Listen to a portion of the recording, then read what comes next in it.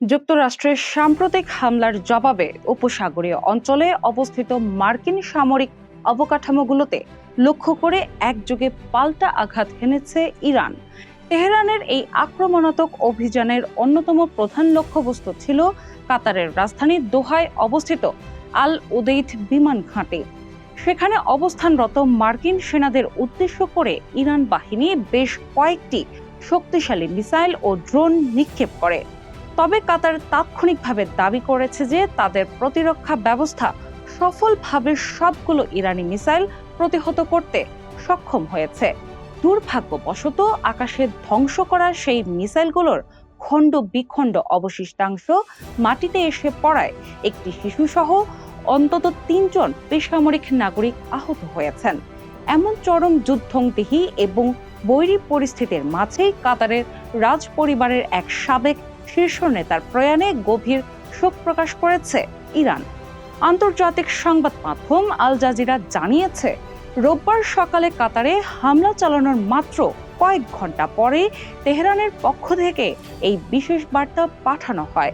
ইরানের পররাষ্ট্র মন্ত্রণালয় তাদের আনুষ্ঠানিক শোক বার্তায় সাবেক আমির শেখ হামাদ বিন খলিফা আল থানির মৃত্যুতে গভীর দুঃখ ও বেদনা প্রকাশ করেছে। একই সাথে তারা বর্তমান আমির শেখ Tamim bin Hamad Al Thani, রাজ পরিবার এবং কাতারের সাধারণ জনগণের প্রতি আন্তরিক সমবেদনা জ্ঞাপন করেছে। অন্যদিকে মধ্যপ্রাচ্যের এই উত্তেজনার পারদ আরও বাড়িয়ে দিয়ে রাতভর নতুন করে হামলা চালিয়েছে মার্কিন যুক্তরাষ্ট্রের সামরিক বাহিনী। আমেরিকার এই অতর্কিত ও নতুন বিমান হামলায় ইরানের সশস্ত্র বাহিনীর এক উচ্চপদস্থ লেফটেন্যান্ট প্রাণ হারিয়েছেন। রোববার সকালে ইরানের স্থানীয় বার্তা সংস্থা মেহের নিউজ এজেন্সির এক প্রতিবেদনে এই নিহতের খবরটি নিশ্চিত করা হয়েছে।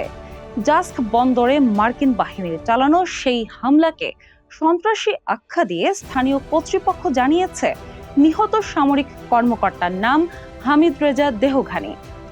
তিনি মূলত ইরানের ইসলামিক প্রজাতন্ত্রের নৌ শাখার একজন দায়িত্বপ্রাপ্ত লেফটেন্যান্ট হিসেবে সেখানে কর্মরত ছিলেন। মার্কিনীদের চালানো সর্বশেষ এই ধ্বংসাত্মক হামলায় এখনো পর্যন্ত কেবলমাত্র এই একজন কর্মকর্তার নিহতের তথ্যই নিশ্চিত করেছে ইরান সরকার। দুই দেশের মধ্যকার এই পাল্টাপাল্টি হামলায় মধ্যপ্রাচ্যের সার্বিক নিরাপত্তা পরিস্থিতি বর্তমানে চরম ঝুঁকির মুখে পড়েছে। কাতারের মাটিতে মার্কিন ঘাঁটিতে আঘাত এবং একই সাথে শোকবার্তা পাঠানোর এই ঘটনাটি কূটনৈতিক মহলে বেশ চাঞ্চল্যের সৃষ্টি করেছে। পরিস্থিতির নিয়ন্ত্রণে এই অঞ্চলের শান্তি শৃঙ্খলা বজায় রাখার জন্য বিশ্ব নেতারা এখন গভীর উদ্বেগ প্রকাশ করছেন।